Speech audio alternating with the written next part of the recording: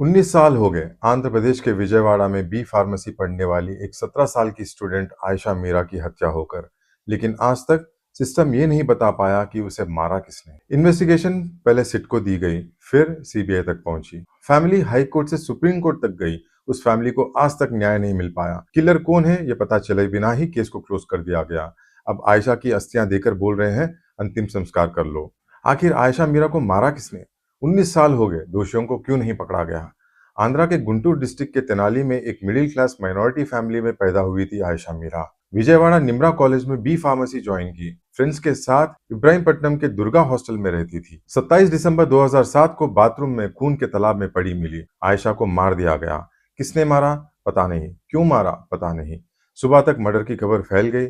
ये रेप और murder Andhra Telangana states में एक सेंसेशनल केस बन गया। एक सेंसेशनल रेप और मर्डर केस में पुलिस फेलियर के रीजंस क्या थे? हमारी सिस्टम इतनी वीक क्यों हो गई? क्या पुलिस में कैपेबिलिटी नहीं थी या पॉलिटिकल प्रेशर ने पुलिस की आवाज दबा दी? इन्वेस्टिगेशन पर बहुत सारे डाउट्स हैं। कई शक के बीच पुलिस ने एक डेली वेज वर्कर सत्यम बाबू को अरेस्ट किया। आयशा के पेरेंट्स रोते हुए बोले, असली दोषियों को छोड़कर एक बेगुनाह को फंसा रहे हो। झूठे सबूतों के बेसिस पर सत्यम बाबू को लाइफ इम्प्रिजनमेंट दे दी गई। इन्वेस्टिगेशन पर बहुत सारे सवाल उठ रहे थे और भी कई शक पैदा हुए। सत्यम बाबू ने जो क्राइम किया ही नहीं, उसके लिए 8 साल जेल में गुजारे। जेल में उसके पैर चलने लायक नहीं रहे। उस पर जहर देने के भी एलिगेशंस आए।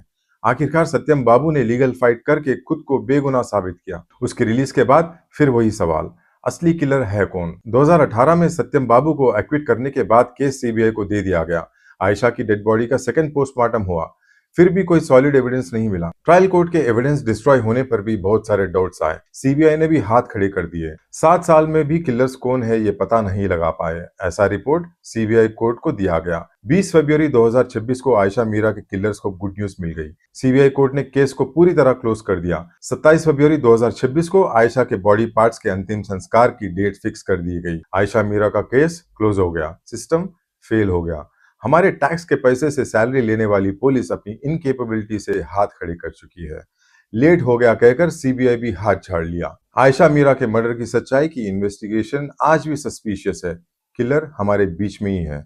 सिस्टम की फेलियर देखकर शायद वो हंस रहा होगा। आयशा की घटना सिर्फ एक लड़की की मौत नहीं है, बल्कि न्यायालय के सामने हुआ 19 साल का फेलियर है। इन इनकम्पिटेंट सिस्टम्स को देखकर आयशा की आत्मा जरूर तड़प रही होगी। आयशा सिर्फ 17 साल की लड़की नहीं थी, वो हमारे सिस्टम फेलियर्स का 19 साल पुराना जख्म है। हम आयशा को न्याय नहीं दे पाए।